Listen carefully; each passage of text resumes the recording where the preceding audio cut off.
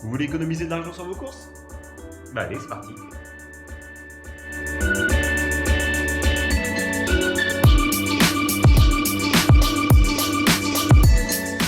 Salut à tous! Aujourd'hui, je vais vous faire gagner du temps et de l'argent en faisant vos courses. Alors, on entend souvent Qu'est-ce qu'on mange ce soir? que quand on ouvre le frigo, des fois on n'a pas forcément beaucoup d'inspi. Et du coup, ça se termine en faisant des plats préparés.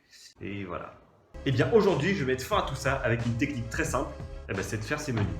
L'idée donc va être d'écrire ses menus et d'ensuite de faire sa liste de courses en fonction. Et vous allez voir, ça va non seulement vous faire gagner de l'argent, mais en plus, ça va vous faire gagner du temps et ça va vous faire moins de gaspillage également. Alors, je vais vous montrer tout ça. C'est parti!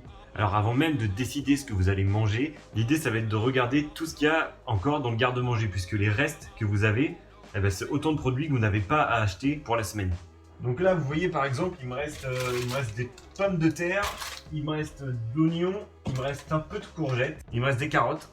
Donc tout ça, je vais le garder en tête pour pouvoir faire mes menus. Du concentré de tomates, je vois des pâtes. Donc en gros, je vais prendre tout ça en compte dans mes menus. Ça m'évitera d'en racheter. Du coup, ça fait moins de gaspillage. Et c'est pas mal pour la planète. Et c'est pas mal pour vous parce que vous jetez moins de déchets. Et c'est moins d'argent qui part par les fenêtres.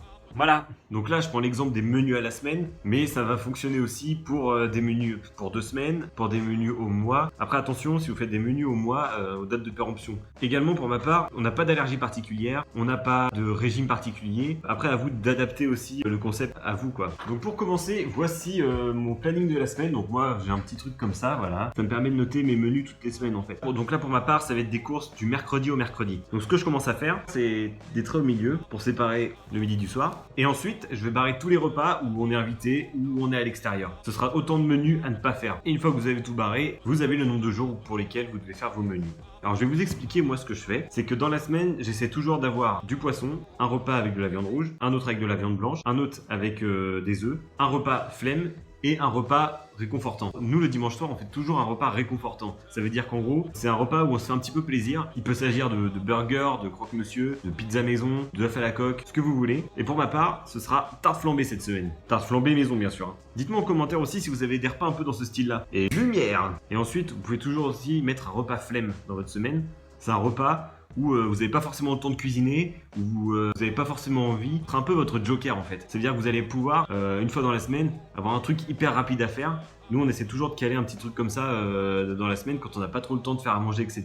Donc là, moi, je vais le mettre mercredi soir. En général, c'est pâtes carbo. Ensuite, pour préparer les repas, ce que je vous conseille, c'est de mettre une entrée, un plat qui va comporter une viande ou un produit laitier, ou une source de protéines quelconque, comme des œufs, etc. Un légume et une source de féculents. Et après, un dessert si vous voulez. Moi, en général, je mets juste dessert avec yaourt, fromage ou ce genre de choses. Et l'entrée, ça peut être quelque chose de très simple. Ça peut être macaroni à la moutarde, ça peut être tomate mozza, ça peut être juste des carottes râpées, voilà, ce genre de choses. Et un truc important aussi, c'est qu'une fois que vous avez écrit ce que vous mangez, vous mettez directement à côté votre liste de courses. Et si jamais vous n'avez pas d'inspiration pour les recettes, vous pouvez aller faire un tour sur mon site internet et vous trouverez plein d'idées de recettes faciles à faire et rapides. Alors c'est parti, moi je fais mes menus et je vous montre tout ça.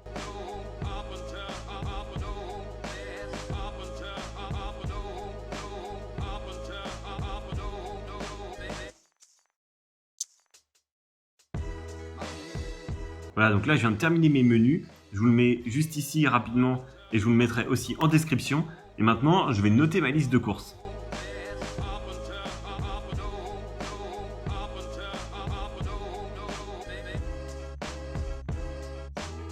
Et voilà, menu terminé du coup. Ça m'aura pris à peu près une petite demi-heure, mais au moins toute la semaine, vous n'aurez pas à vous poser la question qu'est-ce que vous allez manger. Vos menus sont déjà prêts, vous n'avez plus qu'à cuisiner.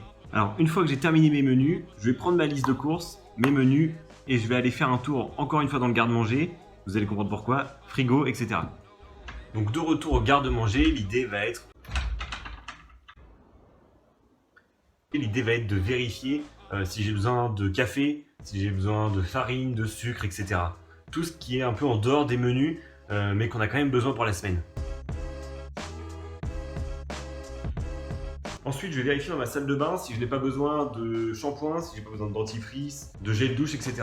Ensuite, je vais voir dans le frigo si j'ai pas besoin d'émental râpé, de yaourt, de fromage, etc. Voilà donc pour cette petite astuce, j'espère vraiment qu'elle va vous aider. Abonnez-vous à la chaîne pour ne pas rater la suite. N'hésitez pas à mettre un petit pouce bleu si cette idée vous plaît. Comme d'habitude, Facebook, Instagram, tout est là. Et puis moi je vous retrouve dans une prochaine vidéo. Merci d'avoir regardé, à bientôt, ciao!